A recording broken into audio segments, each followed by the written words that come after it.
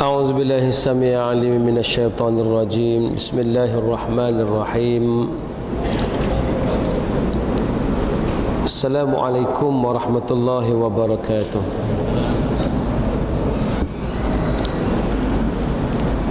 الحمد لله الذي أرسل رسوله بالهدى ودين الحق ليظهره على الدين كله وكفى بالله شهيدا وكفى بالله وكيلا. اللهم صل وسلم وبارك على محمد وعلى آله وصحبه ومن تبعهم بإحسان إلى يوم الدين. أما بعد، فيا عباد الله اتقوا الله أوصيكم ونفسي بتقوى الله فقد فاز المتقون. رب اشرح لي صدري ويسر لي أمري واحلل عقدة من لساني يفقه قولي. ربنا زدنا علما وارزقنا فهما. وقال الله تعالى في كتابه العزيز: أعوذ بالله من الشيطان الرجيم. ضربت عليهم الذلة أينما ثقفوا إلا بحبل من الله وحبل من الناس وباءوا بغضب من الله وضربت عليهم المسكنة ذلك بأنهم كانوا يكفرون بآيات الله ويقتلون الأنبياء بغير حق ذلك بما عصوا وكانوا يعتدون. Kamu akan ditimpa dengan kehinaan di mana jua kamu berada, melainkan kamu menjaga hubungan dengan Allah dan menjaga hubungan sesama manusia. Sadaqallahul azim. Pertamanya, marilah kita memandangkan syukur pada Allah Subhanahu wa taala. Alhamdulillah pada malam ni dapat kita bertemu.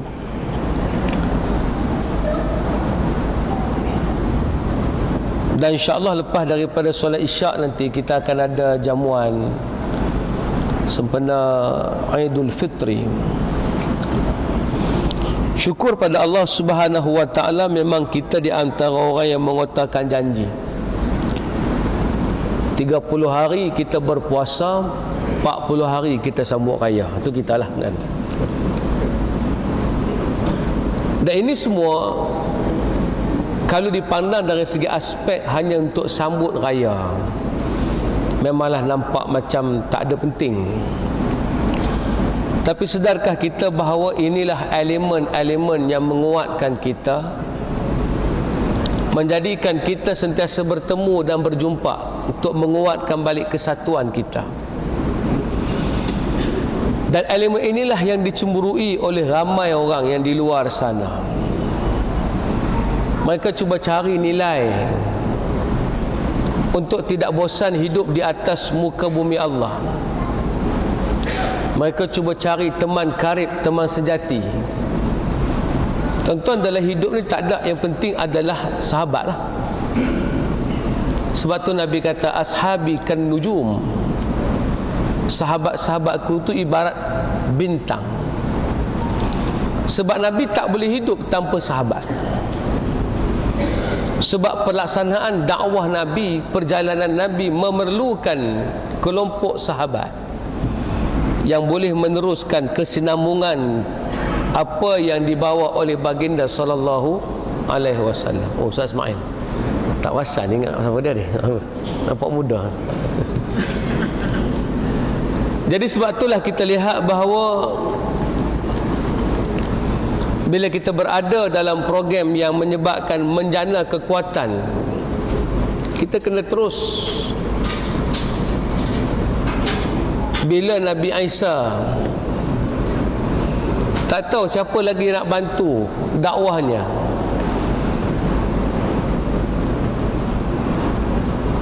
Maka kelompok yang dipanggil Hawariyun, wa qala al-hawariyuna nahnu ansarullah, berkata kelompok Hawariyun, kami akan membantu agama Allah. Nak menunjukkan bahawa sebelum bercakap tentang benda lain, dia kena bercakap dulu tentang aspek kekuatan, aspek penyatuan. Ada satu video yang sempat saya tengok. Video tu cerita pasal orang argue kepada seorang penceramah ni. Mereka kebanyakan adalah orang Arab. Berkata, hari ini yang jadi teruk kepada kami adalah angkara Yahudi, angkara Israel. Kami teruk hari ini kerana umat lain sedang menghimpit kami. Maka sang penceramah tadi berkata, sebenarnya kamu silap. Kamu jadi begini bukan kerana musuh kamu, terutamanya Yahudi, buat kamu sampai jadi begini. Tapi Yahudi ke Nasrani ke buat kamu begini kerana dia nampak ada di celah-celah kamu ruang kosong yang boleh menyebabkan kamu berpecah belah.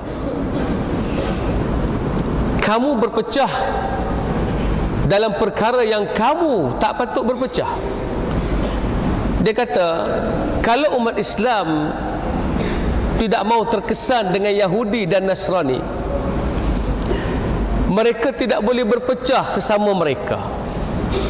Kamu kena kuatkan kesatuan kamu. Hari ini kamu ada dua kelompok. Kamu ada Sunni, kamu ada Syi'i. Kamu ada ahli sunnah wal jamaah, dan kamu ada kelompok Syiah. Maka Syiah dengan Sunni ni kamu bergaduh. Sedangkan Amerika, Yahudi, Nasrani, bila mereka nak memerangi kamu, mereka tak pernah kelas pun kamu sama ada kamu Syiah ataupun kamu Sunni. Bagi mereka, bila kamu adalah Islam, mereka akan menyerang kamu. Tak kira kamu Sunni atau Syiah. Kelemahan kamu bermula daripada perpecahan di kalangan kamu sendiri. Kamu berpecah, tidak ada sebab kamu berpecah. Kamu berpecah dalam perkara yang menyebabkan musuh ada ruang untuk menyerang kamu. Penceramah ni daripada barat, dia cerita sebenarnya yang menyebabkan umat jadi macam tu bukan pasal Yahudi, bukan pasal Amerika, bukan pasal Zionis, tapi adalah kelemahan umat dari segi penyatuan. Sebab tu kita buat program begini, niat kita nak bersatu lah. Nak ada kekuatan, nak ada tidak kisah sangat. Apa jua pegangan orang selagi tidak bercanggah dengan Islam, maka kita nak bersatu. Sebab inilah yang puncanya menyebabkan Islam kuat ataupun tidak. Bila ada sahaja kelompok Ansar, Aus dan Khazraj, satu hari sedang duduk-duduk sembang-sembang, duduk sembang ya pun, tapi tah macam mana tengah-tengah duduk sembang tu ada yang membawa cerita sejarah lama, ada yang mengungkit balik peperangan yang pernah terjadi di antara Aus dan Khazraj. Ada yang kata dulu kita perang, masa zaman perang tu kami puak Khazraj mengalahkan Aus. Aus pernah kalah. Nampak dia nak jadi bunga taib tu tuan-tuan, nak jadi bergaduh tu, nak jadi berpecah belah tu. Maka puak Aus pun kata, cermat sikit, hampa juga pernah kalah dengan kami. Hampa pun bukan kuat sangat pun kan, nampak ya kelompok hampa macam hebat, tapi hampa pun pernah kalah. Di celah-celah itu ada munafik mengambil kesempatan membacakan balik syair-syair tentang kekalahan puak yang pernah menentang sesama mereka. Daripada bacaan syair, daripada cerita begitu, maka Aus dan Khazraj tiba-tiba bangun nak mengangkat senjata, dah keluar pedang nak berbunuh-bunuhan, walaupun mereka sudah menjadi Ansar, pembantu Nabi SAW. Ketika itulah Nabi datang menyebut satu perkataan, abida'watil jahiliyah abida'watil jahiliyah tad'un wa ana baina azharikum. Apakah kamu nak menyeru balik kepada urusan jahiliyah, sedangkan aku masih berada di celah-celah kamu, masih hidup di kalangan kamu yang menyatukan kamu daripada berpecah belah. Tuan-tuan, sebab tu hari ni kita kena rasa umat Islam ni kuat kerana kekuatan penyatuan dia. Walaupun berbagai firqah akan ada, jadi kita tak nafi tuan-tuan, dia akan ada kelompok yang suka dengan cara lagu ni, suka dengan cara lagu ni tuan-tuan. Tuan-tuan tengok mazhab pun ada banyak, ada mazhab Syafi'i, ada mazhab Hambali.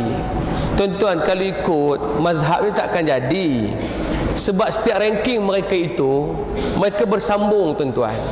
Imam Syafi'i mengaji pada guru mazhab Hanafi, walaupun Imam Syafi'i tak sempat jumpa dengan Imam Abu Hanifah, sebab di saat Imam Abu Hanifah dilahirkan, di saat itulah Imam Syafi'i, di saat Imam Abu Hanifah meninggal, di saat itulah Imam Syafi'i dilahirkan. Imam Syafi'i beranak, tahun yang sama juga Imam Abu Hanifah meninggal dunia. Maka Imam Syafi'i mengaji daripada Imam Abu Yusuf dalam mazhab Hanafi, mengambil ilmu daripada mereka yang bermazhab Hanafi. Tuan-tuan, tak cukup dengan dia mengaji daripada mazhab Hanafi, dia juga mengaji daripada tok guru yang bermazhab Maliki, Imam Malik bin Anas. Tuan-tuan, masih Imam Syafi'i pergi jumpa dengan Imam Malik, mai ke rumah tuan-tuan. Mai ke rumah ni minta izin pada Imam Malik nak mengaji. Tapi Imam Malik ni orang kaya tuan-tuan. Sebab tu jangan salah faham. Tok guru kaya tu biasa tuan-tuan. Imam Malik kaya. Imam Malik ni kuda dia banyak tuan-tuan. Dia harta banyak. Pasal setiap kali dia mengajar, dia bagi ilmu, ada orang kaya ambil jumpa dia bagi duit. Aku tak ada saya bagi duit. Tok kaya tuan-tuan. Tu yang susah kan. Orang lain yang mengajar termasuk Imam Imam Allahumma sahmat Allah Sya'rawiyah, Imam Sya'rawi di Mesir tuan-tuan. Kaya tuan-tuan. Datang orang bagi duit, tok guru ni cerita dia kaya lah. Tok guru ni cerita dia kaya lah tuan-tuan. Tu cerita dia kan. Jadi nak beritahu Imam Malik ni kaya. Jadi dia ada pembantu rumah. Dia ada rumah yang besar tuan-tuan. Masa Imam Syafi'i datang ke rumah dia nak mengaji, tak boleh jumpa terus dengan Imam Malik. Pembantu dia pergi layan. Pembantu dia pun tunggu depan rumah. Tanya, tuan siapa? Kenapa nak jumpa dengan Imam Malik? Nama saya Syafi'i. Saya datang nak mengaji dengan Imam Malik, kitab Muwatta yang dia karang. Saya nak talaqi dengan dia, nak ambil sendiri tadah kitab daripada dia. Pembantunya pun bagi tahu pada Imam Malik, tuan, ada satu budak di luar sana namanya Syafi'i, mari nak mengaji kitab Muwatta. Imam Malik pun kata, bagi tahu kepada budak tu, sebelum dia mengaji kitab Muwatta, suruh dia semak dulu, suruh dia baca dulu, suruh dia faham dulu. Kalau main nak tadah bongok lagu tu tak mai. Tu saya tambahlah, Imam Malik tak kata lagu tu lah. Kalau main nak tadah bongok macam tu tak mai kan. Bagi dia faham betul-betul kitab tu dulu, baru mai talaqi dekat aku, baru mai tadah kitab ni kat aku. Pembantu dia pun bagi tahu, wahai tuan, Imam Malik kata kalau nak mengaji dekat dia, pastikan kitab ni reti dululah. Bagi tahu Imam Malik, kitab ni saya dah hafal pun dah faham. Mai nak sulam ya, nak bagi tengok jelas tak jelas. Maknanya kalau betul lah Imam Syafi'i itu tak berbeza pandangan dengan Imam Malik, sudah tentu dia akan terus follow apa Imam Malik buat. Tetapi tuan-tuan tengok, mazhab Maliki sangat berbeza dengan mazhab Syafi'i. Beza tuan-tuan. Siapa yang belajar tahu beza dia. Mazhab Maliki, makan daging harimau makruh tuan-tuan. Mazhab Syafi'i, makan daging harimau haram. Tak boleh buat stik rimau tuan-tuan, tak boleh. Mazhab Maliki makan kaldai makruh. Mazhab Maliki makan kera. Kera tuan-tuan tahu, bewak lah, beruk tuan-tuan. Makan beruk makruh tuan-tuan. Mazhab Syafi'i makan beruk haram. Beza terus. Sedangkan itu tok guru dia berbeza dengan pandangan kerana kekhilafan mereka tidak menyebabkan perpecahan. Khilaf mereka menyebabkan kekuatan dan kemudahan pada umat. Ikhtilafu ummati rahmah. Bila berbeza pandangan, sepatutnya rahmat. Dan paling menarik sekali, Imam Ahmad bin Hanbal mengaji daripada Imam Syafi'i. Kalau ikut semua ni ranking anak murid, tok guru anak murid tu tuan-tuan. Tapi Imam Ahmad bin Hanbal pun pandangannya berbeza daripada Imam Syafi'i. Walaupun Imam Syafi'i itu adalah guru dia. Bahkan seronoknya Imam Syafi'i bila anak muridnya berbeza pandangan dengan dia, sebab menjadi kemudahan pada orang lain. Sebab tu dulu tak ada masalah. Kalau tuan-tuan pergi di Mesir dulu, sekarang saya tak tahulah, dulu ada masjid 4 mazhab. Tiang tu Hanafi, tiang tu Maliki, tiang tu Syafi'i, tiang ni Hambali. Siapa-siapa nak rasa alim, pergi duduk tengah-tengah, langsung tak kerti apa tuan-tuan. Jadi maksud nak bagi tahu, kami duduk di Mesir tuan-tuan happy ya. Tu terang mazhab banyak. Saya pergi nak beli tu'miyah. Tu'miyah ni dia perkataan ringkas daripada tu'amul yaumiyah. Tu'miyah dipanggil. Makanan harian lah. Dia macam bergedil tu, tapi dibuh dalam roti tuan-tuan. Pergi satu kedai nak beli tu'miyah, tengok tuan kedai tu duk pegang anjing dalam kedai tuan-tuan. Ni duk usap anjing. Kata sudah, dia ni bertampar pula ni, duk pegang anjing ni. Oi, takkan aku nak beli kedai ni, tuan dia pegang anjing, sakit dia puan dia pegang anjing, duk apa dia bubuh tu'miyah kat aku, jam. Saya balik terus tuan-tuan, saya tak beli. Tapi benda tu baik. Kenapa? Bila saya balik, saya bukan balik tidur, bukan balik judge orang, bukan balik kata menatang sungguh tokek tu, pegang menatang anjing pula. Saya balik terus saya buka kitab, saya mak balik. Oh, rupanya ada dalam mazhab Maliki, sama anjing tu sunat sahaja, bela anjing makruh sahaja, tak jadi haram. Dan dia bermazhab bukan dengan mazhab Syafi'i. Baru boleh pergi beli tu'miyah tu, pasal berbeza mazhab, tidak ada masalah. Kita masuk nak solat di masjid tuan-tuan. Kawan ni dia kerja welding, seluar dia terkoyak lubang penuh tuan-tuan. Dia pakai seluar panjang, tapi daripada atas sampai ke bawah berlubang.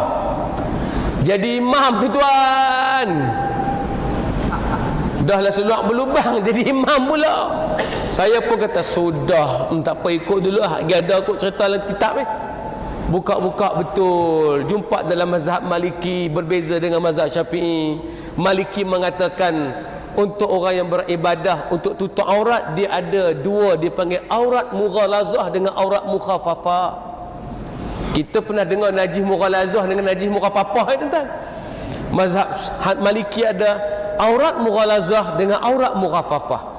Aurat mukhafafah itu kalau tutup hukumnya dapat pahala, tapi kalau terbuka solat masih lagi sah walaupun nampak apa paha dan sebagainya. Sebab itu dibenarkan mengikut pendapat Maliki. Sejak itu tuan-tuan, orang bermazhab Syafi'i boleh jadi makmum kepada mazhab Maliki. Dan di Mesir dia putar-putar tuan-tuan. Kalau kawan tu dia Syafi'i, tiap kali subuh dia akan baca qunut. Tiba-tiba kawan tu naik, dia Maliki, dia tidak akan baca qunut. Yang paling menarik, bila sampai sami Allahu liman hamidah, diizinkan orang yang bermazhab Syafi'i untuk berqunut. Dia ambil tempoh, dia tak baca sebab dia imam, dia Maliki, dia tak i'tiqad, dan dia tidak mengambil pendapat qunut itu sebahagian daripada benda yang dibuat di ketika subuh. Nabi hanya buat qunut nazilah.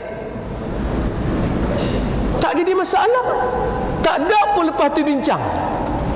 Tak ada pun lepas tu kata tu dia tu imam tak baca kunut. Ni mesti Wahabi. Tak ada tuan. Apa nak jadilah ni? Lah ni berbagai alim. Tak ada tuan-tuan. Ini saya cerita di Mesir. Kegiatan mazhabnya sangat hebat. Yang paling menarik, ada orang-orang perempuan, mari kita jumpa di pasar. Ni perempuan di pasar lah. Dia pun jangan tengok orang Melayu. Dia pun tengok orang Melayu ni macam Bangladesh, tuan-tuan tahu tak? Lepas tu bila dia jumpa kita, dia sebut hunga. Dia sebut betul tuan-tuan. Pasal dia tengok dalam iklan apa melawat Malaysia, dia tunjuk orang hutan. Jadi mungkin dia ingat tempat kita macam hutan, dia sebut hunga tuan. Kita ni macam Bangladesh lah. Tapi ada makcik-makcik yang baik. Jumpa kita, izaiki ya habib, izaiki ya bni, dia hulur tangan nak salam. Kita tak pernah diajar salam di Malaysia. Kita pun Malaysia umi. Oh, anta Syafi'i, ada faham? Anta Syafi'i? Naam, ana Syafi'i. Kalau kita pun tak salam, dia pun tak salam. Dia memang bermazhab lain dan dia tahu yang kita buat tu adalah daripada mazhab Syafi'i. Kalau tuan-tuan nak tengok mazhab yang imarah, memang pergi Mesir lah tuan-tuan. Semua jenis mazhab ada. Yang paling seronok tuan-tuan apa dia? Kebanyakan orang di Mesir bermazhab Hanafi. Dan bila mereka mazhab Hanafi, bila mereka duduk dekat pantai, tuntun kami. Pasal apa? Orang Hanafi tak boleh makan kerang tuan-tuan. Kerang tak boleh makan, ketam tak boleh makan. Kerang di Mesir besar tu tuan-tuan. So bila musim kerang naik tuan-tuan, orang Hanafi tak makan. Yang kutip tu semua Syafi'i tuan-tuan. Tu dia. Nak bagi tahu ada keuntungan dari segi tu tuan-tuan. So tak ada masalah apa pun. Hidup tetap bersatu padu, tak ada problem apa tuan-tuan. Cuma kalau orang di Malaysia ni nak pugak benda tu, tak payahlah. Kita sudah mengikut Syafi'iyah lama kerana tok guru kita banyak Syafi'i. Kita pakai sudah yang tu.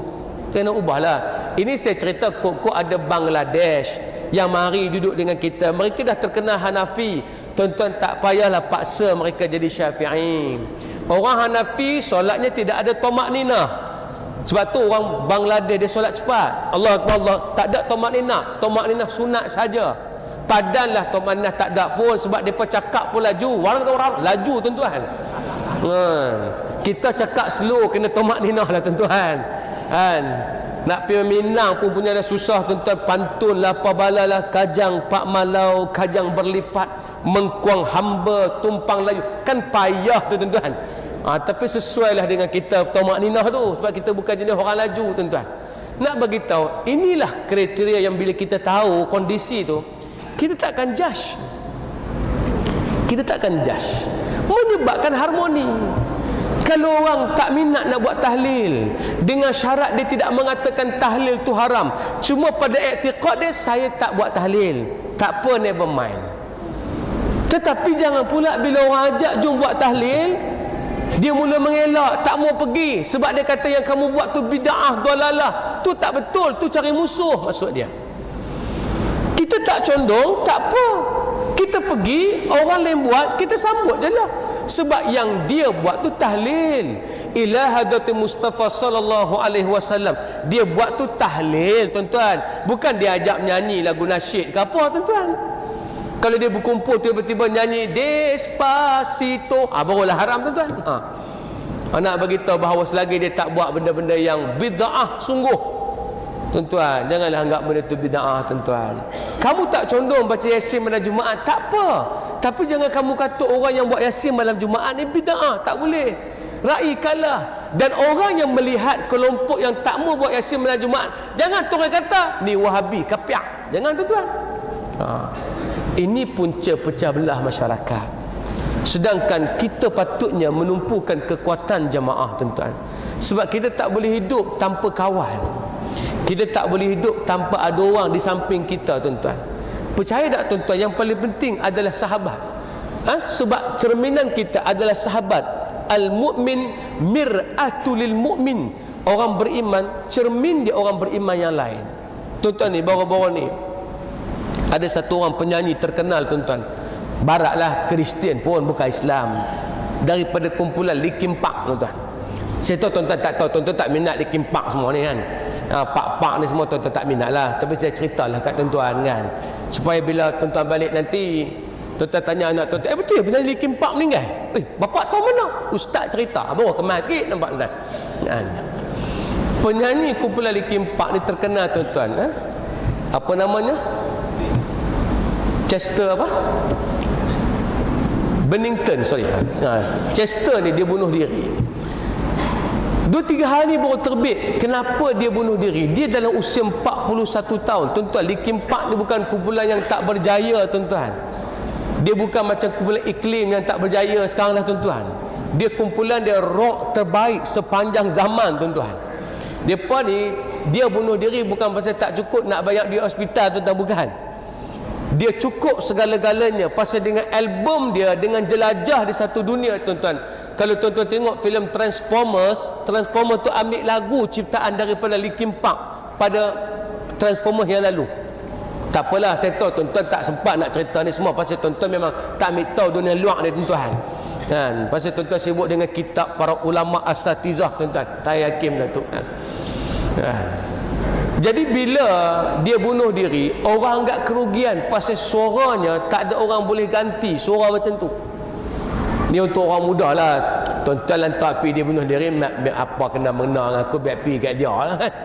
Cuma saya nak cerita sebab dia bunuh diri tu, yang menyebabkan kita fikir, oh itu sebabnya. Sebabnya adalah dia ada satu kawan baik. Kawan ni adalah kawan baik sungguh. Chester ni dia bukan orang yang tak berkahwin. Dia berkahwin, dia ada 6 orang anak, dia ada isteri. Tapi dia ada satu orang kawan yang baik dengan dia, selalu bagi nasihat dekat dia, selalu jumpa dia. Dia tak boleh kalau tak jumpa kawan ni. Tiba-tiba kawan dia bunuh diri. Kawan dia bunuh diri, dia pun tak tahu nak buat apa sebab kawan dia bunuh diri, dia dah tak ada kawan. Dia pergi mana dia tak jumpa orang boleh nasihati dia dengan baik. Akhir sekali, hari di mana hari jadi ke hari kawan dia bunuh diri, kita tengok yang sama satu. Hari di mana ada kena-mengena dengan kawannya itu, dia pun bunuh diri. Dan dalam tulisan dia banyak menyatakan, aku dah tak sanggup hidup di dunia ini kerana kamu sudah tidak berada di sini. Aku nak bertemu dengan kamu di tempat yang lain, di syurga tuan-tuan. Nak cerita apa? Orang ni kalau dia tak ada kawan, dia boleh gila tuan-tuan. Kita ni memang mengaji. Satu, kita nak mengaji lah. Kedua, kita nak jumpa kawan-kawan yang soleh. Weh, sini ke orang soleh lah tuan-tuan. Tuan-tuan nak cari mana lagi kawan-kawan soleh ni? Di surau, apa nama surau tu? Surau Kausar ni tuan-tuan. Nak cari kawan-kawan yang surau Kausar ya tuan. Saya nak sebut kawan-kawan hak soleh, kawan-kawan hak baik di sini lah tuan-tuan. Saya mari kuliah satu pasal. Hak kedua, suka melihat wajah-wajah orang-orang soleh, terutama melihat wajah janda-janda solehah. Lagi saya suka tuan-tuan. Jadi maknanya nak bagi tahu, semua benda tu menyebabkan hati kita makin rasa kuat dan hebat. Cuba tuan-tuan tak datang kuliah seminggu, apa yang tuan-tuan risau? Tuan-tuan bukan risaukan Allah, kitab tu itu ada cerita pasal asbabun nuzul, aku tak habis lagi bab tu. Bukan risau pasal asbabun nuzul tu. Risau apa? Seminggu dah tak ngaji. Apa nak jadi tak mengaji? Bila tanya bapak ngaji apa? Tak tahu ngaji apa, tapi kena mengaji. Nampak? Nak bagi tahu, bukan penting sangat dalam tajuk tu apa. Penting sekali adalah dapat bertemu dengan orang-orang soleh. Tuan-tuan, kalau jumpa orang soleh, cukup kita katakan ni, Allah, anak ni ada musibah sikit lah, doa lah kat anak. Oh insyaAllah entah orang baik dah, Alhamdulillah Allah Ta'ala berkatkan entah. Nampak? Kita orang soleh cakap anak entah tuan-tuan kan? Betul ada orang cuba tiru cakap anak entah ni dengan main-main tuan-tuan. Dia dah pergi satu tempat mengajak, tiba-tiba kau tu bercakap dengan saya anak entah. Ni ustaz, anta nak tanya anak ni, hak mana satu ni kan? Siapa nak tanya siapa? Saya tanya, apa dia? Anta nak tanya anak. Dia tu balik, patutnya anak nak tanya anta tuan-tuan. Nak tunjuk dia suka berkawan dengan orang-orang soleh tuan-tuan. saya pun mencari kesolehan di sisi tuan-tuan, dan saya juga menumpang berkat yang tuan-tuan ada, dan saya duk cari apa yang ada pada tuan-tuan. Kod doa-doa yang tuan-tuan duk aminkan itu mustajab. Saya cuma pembaca doa. Allah memakbulkan kerana ada orang yang doanya didengar oleh Allah Subhanahu wa taala. Saya cari orang-orang tu. Sebab tu kita tak mau berpecah belah, tuan-tuan. Sebab tu kita buat jamuan raya, tuan-tuan. Sebab tu kita buat, kan? Di samping saya makan ketupat lemang, tuan-tuan, kita buat juga untuk kita bersembang-sembang dan interaksi, tuan-tuan. Bila kita bertukar-tukar pendapat, di celah-celah tukar pendapat itulah dapat idea-idea baru yang boleh kita pakai di tempat lain. Percaya tak, tuan-tuan? Siapa hidup seorang menderita, tuan-tuan? Saya ni jenis introvert, tuan-tuan. Introvert ni payah nak jumpa orang, tapi kok mana pun saya kena jumpa orang. Kalau tidak saya akan jadi tak jumpa orang ni, tak cakap sikit, tak tanya ada pandangan tak Kak Ana, Ana minta pandangan sikit ya. Tak jumpa lagu tu, boleh jam saya, tuan-tuan. Dan di antara punca Robbie Williams yang bunuh diri, tuan-tuan, pelakon tu, saya tahu tuan-tuan tak kenal, tak apalah, tak payah angguk, tak apa. Robbie Williams, tuan-tuan, sebelum dia bunuh diri, dia banyak ikut program yang berkumpulnya ramai orang dalam satu siri bercerita apa masalah mereka. Ni dipanggil sesi kaunseling lah, tuan-tuan. Dia duk cerita apa masalah dia, dia tu dah kaya filem, tiap-tiap tahun tunggu dia nak berlakonnya, tapi satu hari dia bunuh diri juga sebab dia tak dapat kepuasan bertemu dengan orang sekitarnya. Akhir sekali dia bunuh diri juga, tuan-tuan. Puncanya tak ada orang yang boleh menjadi kekuatan pada dia. Angelina Jolie di antara orang yang nak bunuh diri, tuan-tuan. Berapa kali try bunuh diri sebab daripada kecil orang kata dia huduh, bibir dia tebal, tuan-tuan. Orang tak suka pada dia. Lepas tu lakonan dia daik, nak bunuh diri juga. Akhir sekali dia bela satu anak angkat, tuan-tuan. Masa dia bela anak angkat, itu jadi semangat pada dia. Kerana anak angkat ni dia sayang sungguh. Anak angkat dia sayang dekat dia, dia sayang pada anak angkatnya. Akhir sekali dia tak jadi bunuh diri sebab dia kata, ini benda yang paling berharga dan paling bernilai dalam hidupku. Kalau aku bunuh diri, budak ni nak duduk di mana? Dan aku pun sayang dekat dia, aku suka tengok dia. Jadi tak bunuh diri tu pasal ada orang lagi yang boleh disayangi di atas muka bumi. Jadi hak ni menyebabkan kita kena bersatu, kan? Sebab tu marilah jamuan, tuan-tuan. Ceramah ni sementara ya. Nak tunggu isyak, saya boleh tengok jam tak masuk isyak, lambat pula isyak hari ni, tuan-tuan. Jadi maknanya nak bagi tahu bahawa sebab tu kita nak biar yang kita buat tu adalah tujuan agar kita sentiasa mencari titik pertemuan. Saya nak nasihatkan, tuan-tuan, dan diri saya, tolong, tuan-tuan, kalau gajah bergaduh sama gajah, kancil jangan campur, tuan-tuan. Dan kancil jangan berpihak pada gajah A atau gajah B. Faham tak, tuan-tuan? Kalau ustaz dengan ustaz bergaduh, katalah Rora bergaduh dengan siapa, tuan-tuan? Apa nama Ustaz Aswaja tu? Ustaz Zamihan. Terus sebut terus terang lah, pasal dalam YouTube banyak. Dr. Zamihan bergaduh dengan Dr. Rozaimi, tuan-tuan. Bergaduh, pilah daripada orang. Kita jangan jadi kancil yang berpihak. Biar pergi kat mereka lah. Mereka bergaduh tu pasal mereka ada ilmu, lantak kat mereka dah. Kita tetap mengatakan, di Rora ada ilmu yang aku boleh ambil, di Zamihan ada ilmu yang aku boleh ambil. Aku ambil yang manfaat untuk aku, yang tak manfaat aku tinggal jauh-jauh. Tapi aku nak berpihak pada mereka, tidak sama sekali. Aku tetap berpihak kepada Rasulullah sallallahu alaihi wasallam. Kan senang. Ni kawan ni bergaduh dengan kawan ni, kita lebih mencelah tu. Kita pergi jadi batu api, tuan-tuan. Sebab mereka bergaduh itu atas nama ilmiah. Cuma kalau tanya saya, tak payah bergaduh lah. Benda semudah je pun. Kalau Rozaimi, Dr. Rozaimi tak puas hati kepada Dr. Zamihan, telefon kan? Dia telefon je lah. Hello, ni Dr. Rozaimi. Dr. Zamihan nak tanya sikit lah. Kereta yang tersebut tu macam mana? Nak make sure, pastikan. Dah Ana sebut lagu ni. Oh gitu. Oh Ana dah salah faham lah. Oh minta maaf. Gitulah sepatutnya. Tapi hari ni dia style mana-mana orang tembak dalam Facebook dulu. buat recording dulu, bantai dulu tuan-tuan. Jadi saya mintalah kalau mereka nak bergaduh, anggaplah mereka bergaduh sebagai ahli ilmu. Kita jangan berpihak kepada mana-mana pihak. Kita tetap nak kesatuan dan kekuatan. Kita tak nak jadi kita duduk belah Dr. Mazhar, kita pergi tolak daripada ulama-ulama lain, tak mau. Kita tak nak pula jadi orang lain yang bantai pula mazhar. Tak nak tuan-tuan. Tolong, depa tu ada ilmu masing-masing. Cerita ni macam orang pertikaikan Muawiyah atas Ali tuan-tuan. Di zaman Khalifah Umar bin Abdul Aziz, orang mai tanya dia, "Ya Amirul Mukminin, kami nak tanya ni, antara Ali dengan Muawiyah, siapa lagi betul? Kami duk nampak Muawiyah salah. Muawiyah ni memerangi Ali. Muawiyah menyebabkan keturunan jadi khalifah. Dia ni teruk." Tahu apa kata Umar bin Abdul Aziz?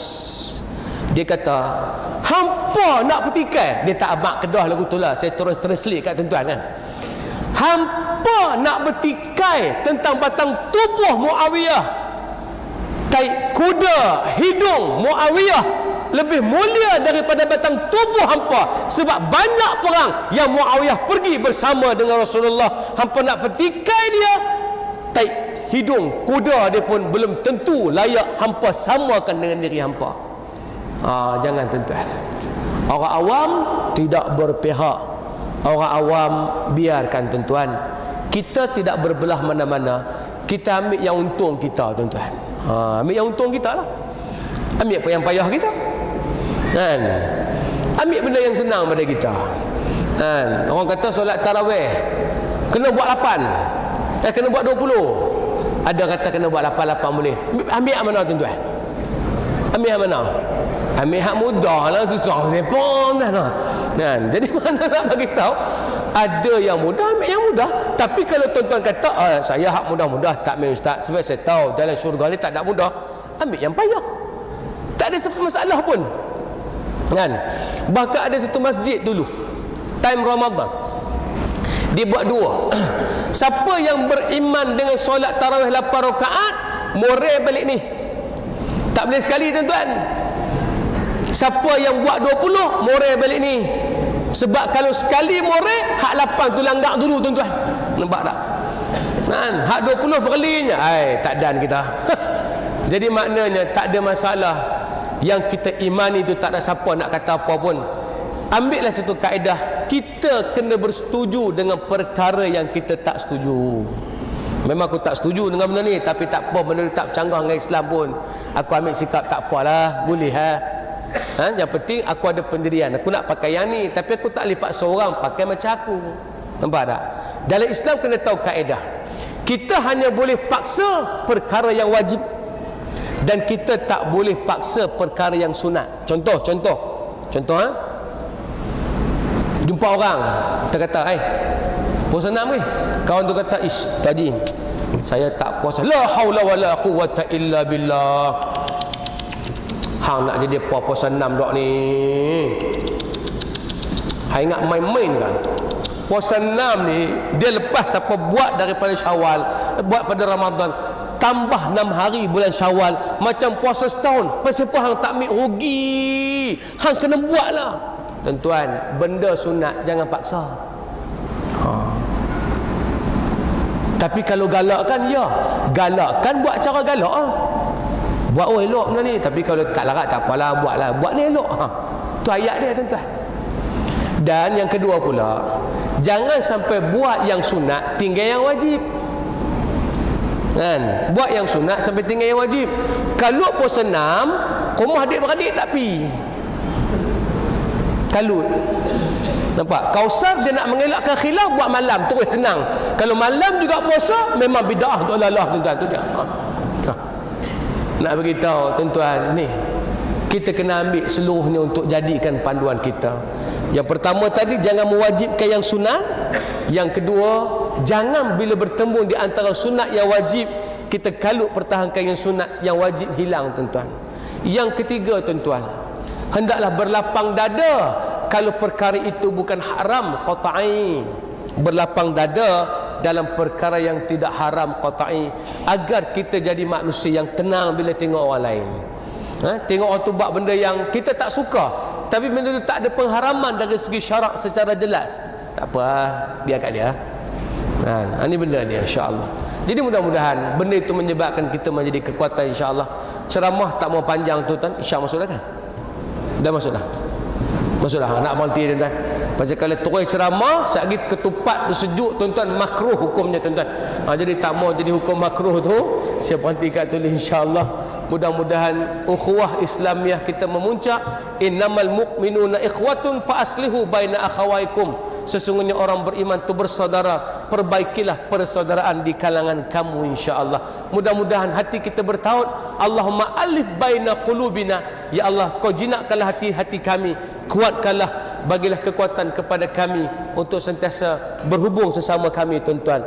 Betul-betul lah bila lagu raya duk sebutkan bersalam-salaman, bermaaf-maafan di hari mulia ini, kan? Mana suruh kita sentiasa eratkan silaturahim, hubung sesama kita, jangan berhenti persaudaraan yang terbaik, insya-Allah. Mudah-mudahan saya berhenti kat tu. Innahu wassamiul alim. Assalamualaikum warahmatullahi wabarakatuh.